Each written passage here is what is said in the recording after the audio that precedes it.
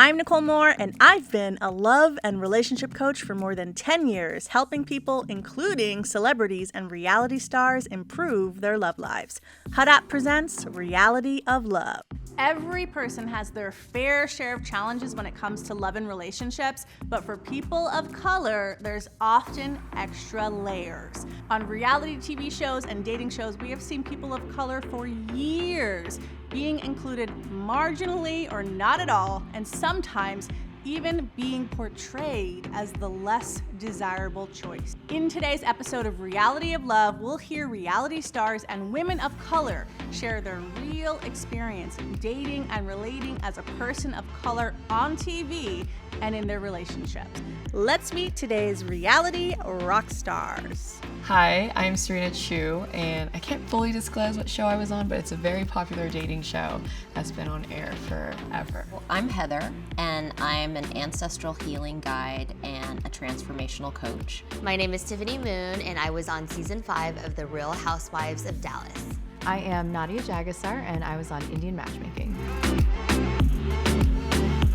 Hi everyone, and welcome to Reality of Love. I'm Nicole Moore, and I'm joined here by 4 beautiful ladies who happen to be women of color. 3 of them were on popular reality television shows, and one of them is an expert on dating, relating, living as a BIPOC individual. And we're going to talk about what it's like, because people of color face prejudices, we have challenges, we also have triumphs, and we want to hear it all today. So for what I want to start is television, reality television. It's not a space that's typically been very friendly or inclusive to people of color. Tiffany, how did you feel joining Real Housewives of Dallas, one of the first Asian American women to be in that franchise? Yeah, I think I might have been the first generation Asian American on all the cities, which now there's like 10 cities. Mm-hmm. And the season that I joined particularly, I think, was a time when our society was becoming more knowledgeable about the racial indifferences and injustices that occur in our country. So I feel honored to have been chosen at a time when my presence was able to increase representation of the AAPI community on the screen, and also so that I could do a little teaching to some of my castmates. And you had to do some teaching. You know what? I teach at school. I'm a professor at the medical school. I have young children. I teach them as well. I thought I was going on The Real Housewives to have a little, fun and drink wine with my sassy girlfriends, but I ended up having to be a teacher there too. Yeah. Unfortunately, that's often the case. Have you guys had that experience where you're having to explain to people stuff that maybe you wish they would just know? So I was the only non-mainland Indian person, so I was part of the South Asian diaspora, and on the show, but also in my real life, having to explain what Guyana is, what being Indo-Caribbean or West Indian means, how I look Indian, but I'm not from India, just explaining all of that and in my life and also in dating. It's been difficult. Yeah. What about you, Serena? Have you ever? Yeah, I just feel like for me, people are more under the assumption that I'm not from here, or like I was first generation born myself, but so it's more of the people that are saying, oh, where are you from? And I'm like, from California. Where are your parents from? They were born in California. Okay, what about your grandparents? Like, I know what they're trying to get at, but it's just a matter of like, I've been here almost just as long as any other person as well. So I'm trying to explain that and trying to get it across people's mind. That's not, the way you're putting it, it's not very helpful. Yeah, and I think sometimes people don't realize that the questions can be hurtful. I'm multiracial too, and so sometimes I feel like I'm like, what am I?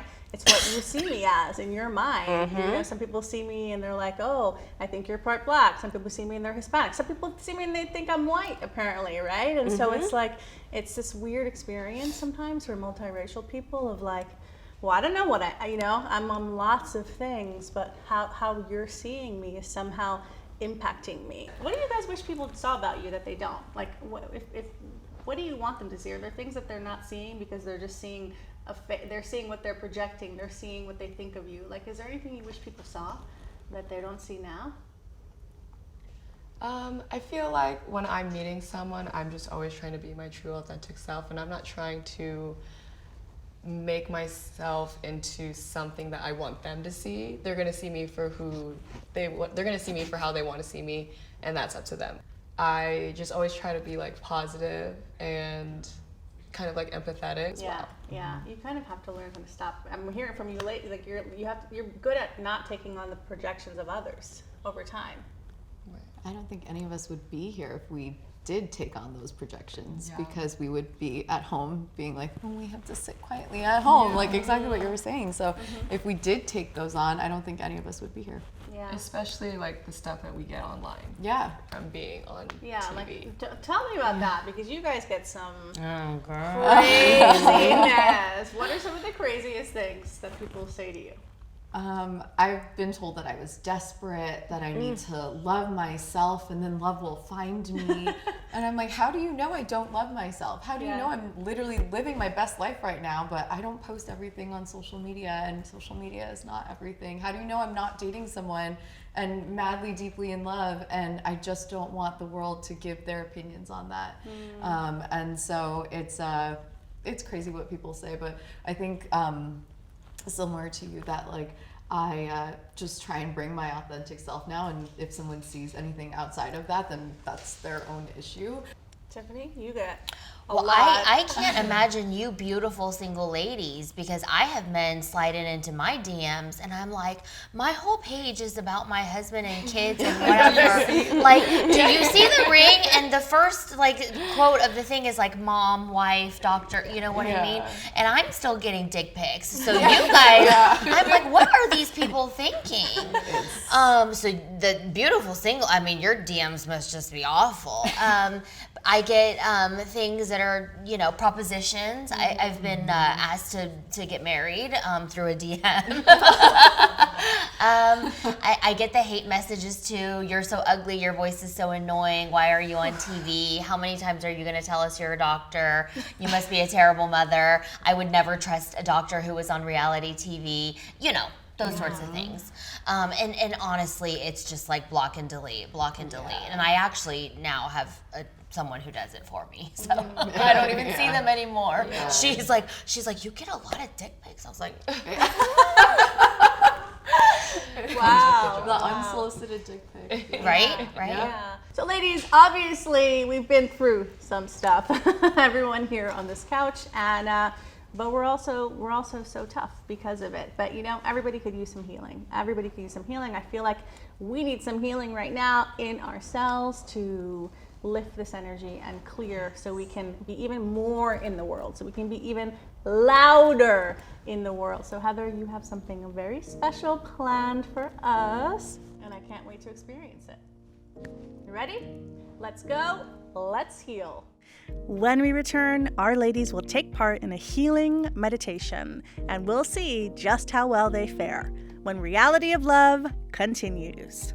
So keeping your eyes closed or just gently dropping your gaze to the ground. Dating can feel daunting at times, but what I love about Hot App is that it has so many cool features to help a nervous dater out.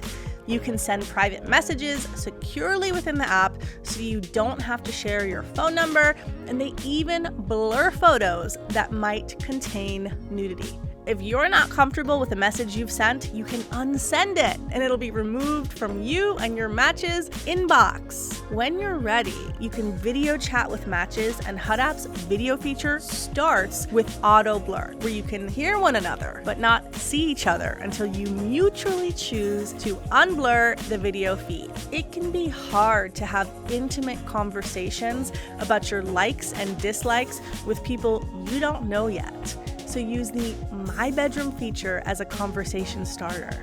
It'll open up some good communication channels and give you an idea of your own and each other's deal breakers in the bedroom.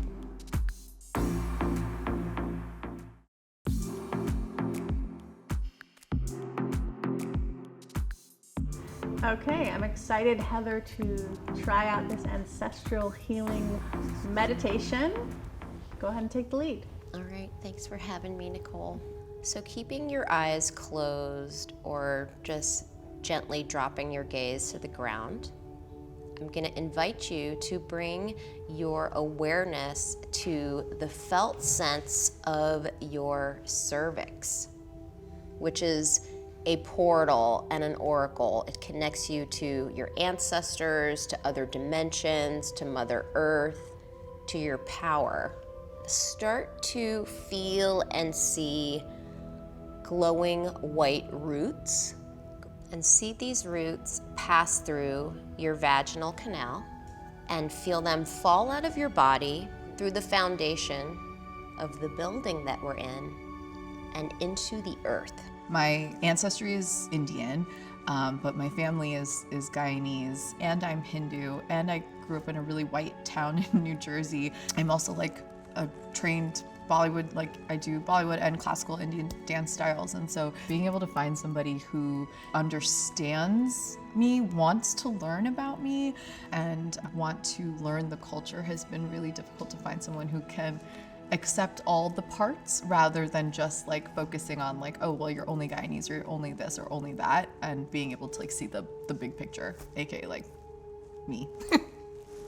And so now these glowing white roots start to braid and intertwine with all of the other local roots, connecting you to all of life and also to the blood and bones of your ancestors, even if they are across the oceans.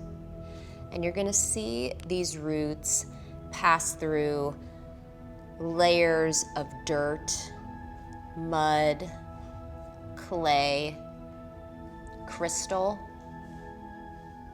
and fire.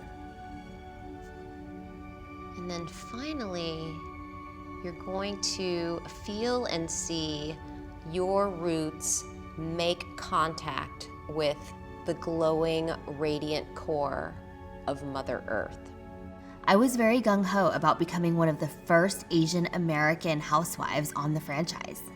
I had no idea that I was going to experience racism while I was on The Real Housewives of Dallas. Being an immigrant and learning English at the age of 6, I'm no stranger to experiencing racism. I just didn't think that a show that I joined, which I was told would be fun and fluffy, would end up with me addressing racism and having to educate a lot of my classmates on their micro and sometimes macro aggressions towards me. So now you're going to feel this love, this light, this radiance, this energy from Mother Earth start to bubble up from the core and start to travel back up your roots. And take a nice big breath here. And let it go. And so now you're going to see and feel this energy start to move up towards the surface of the earth. You're going to feel it break the surface of the earth, and it's going to come up through the foundation of this building, up through the cushion that you're sitting on, and back into your body. I feel like one of my core values is diversity and inclusiveness. So being able to be a part of a cast with such diverse women of all many backgrounds where the show has lacked in the past, I felt that it was going to be a different experience versus how they used to film it. And I was excited to just go on the journey and to see if I was really going to find love in this situation, because I think just all love, and especially interracial love, all love should be celebrated, and it would have been a great opportunity to explore that. So we thank you, Father Sky, Mother Earth, the directions, the elements, angels of the highest consciousness, all of our guides, benevolent beings of the plant, animal, and mineral kingdoms. Thank you for being with us. Thank you for bringing us together today in this circle of healing. And it's just so beautiful to be in such powerful, divine feminine energy. So I'm really, really grateful. Thank you so much, ladies, for being part of this meditation. How did the meditation make our ladies feel? And more BIPOC stories to share ahead. Don't go away. Reality of Love will be right back. Reality television is a place where there's a lot of racism and prejudice, but so is dating. So is relationships. What has your experience been in the dating world?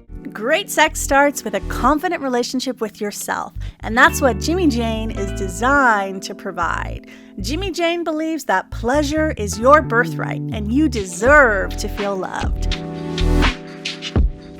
Their collection of sexual wellness designs is the perfect luxe treat to get to know yourself on an intimate level, which is why I love each and every Jimmy Jane product. I want the best for myself because I love myself, and these are the best sexual wellness products on the market. I know you're gonna love them as well.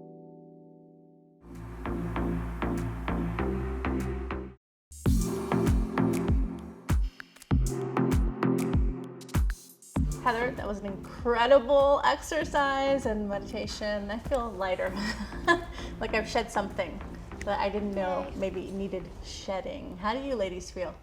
I feel great. That was something I've never tried before, so thank you so much for leading us through that. I feel like I'm always just so caught up in my day-to-day activities and what I need to do next. It was really nice to just focus on how I'm feeling and like what I see for myself and what I want for myself. I agree totally. I think we get so caught up in our day-to-day to-do list, running here, doing this, needing to do that, that a little bit of forced meditation and introspection is just what us, type A women need. So, reality television is a place where there's a lot of racism and prejudice, but so is dating. So is relationships. What has your experience been in the dating world, being a woman of color? Growing up, I was always surrounded by people that were also surrounded by so many different cultures and backgrounds. So I never felt like someone didn't want to date me because I was Asian, or if anything, it was the opposite. They wanted to date me because I was Asian. So that was a little weird. How did you feel about that? It gave me the ick, really quickly, because I was just like, okay, so you only date Asians. That's a little weird. Like, I get you have a type, but like not all Asians are the same. Like, we all have different personalities. Yeah. We're all like different people. And it turned me off really quickly. It didn't stay in it for that long. Because I'm assuming if there's something, it's almost not about you, there's something that they think you yeah. some quality they think you have. Right. And I feel like sometimes Asian women are like hypersexualized.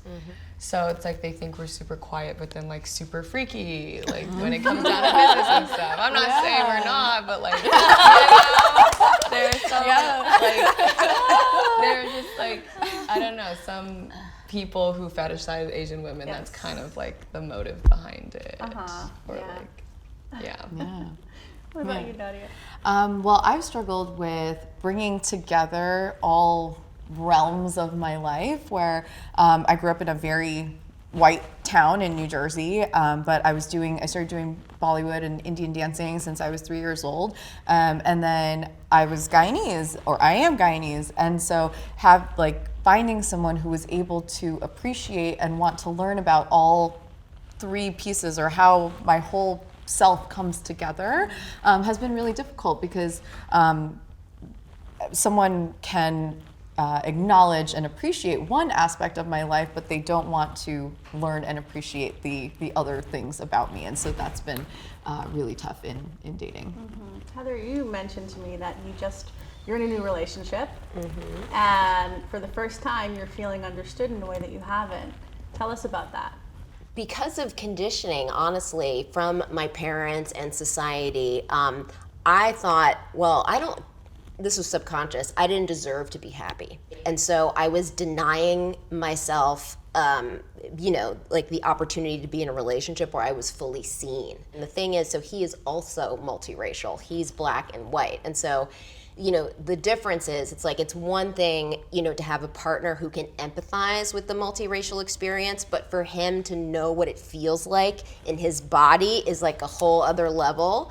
And like, my soul is singing a song I didn't know that it needed to sing. I deserve to be deliriously happy. And also, Nicole, I just want to say thank you for having us here for this conversation, just to sit these women down and have these conversations, because I didn't know so many of the things that you said. I didn't know all the things that you know, you've been through. And I think just us sitting here, sharing our perspectives and experiences and being in this safe and open space, hopefully will allow other people to share their experiences and be more open to asking questions and listening for the answers to those questions, so we can better understand each other. I think what's happening is people are more open to listening. They're more open to hearing the experience. I think it's a first step. Obviously, it'd be better if racism didn't exist. Well, you know, it's not going to be world peace all of a sudden, but I think we are advancing the needle. Yeah, and I think this conversation even is just opening people's eyes to see what we've experienced, maybe sheds a light on what they've experienced, or just understanding a way to, if you're not a person of color, approach people of color differently, with more respect, with more love, with more care, and more, you know, understanding. Yeah, and I think just bringing it kind of mainstream, just seeing representation of people who look like us on, you know, major platforms or movies or things like that is just so inspirational for, you know, younger generations to see that, you know, hopefully, again, this continues. Absolutely, absolutely. Well, thank you, ladies, for being here and sharing each and every one of your voices, and just for being a woman who's willing to talk about this and shed some light on this conversation, even when sometimes we feel like we don't want to because we're going to get shut down or we're not supposed to. We are still speaking up, and you are still speaking up. And just thank you all for that so much, and for this amazing conversation. Yes, thank you for giving us this space. Thank you. Dating and relating as a person of color is a complex issue, and we hope that this episode has shed even a tiny light on the challenges and triumphs that people of color encounter as daters and on a daily basis. Tiffany Moon, exit interview, take 1. I truly believe that the more we take the time to simply understand the lived experience of other human beings, the more we'll all come to love and appreciate each other and treat others with respect. SERENA, exit interview, take 1. It's amazing to see people claim what is right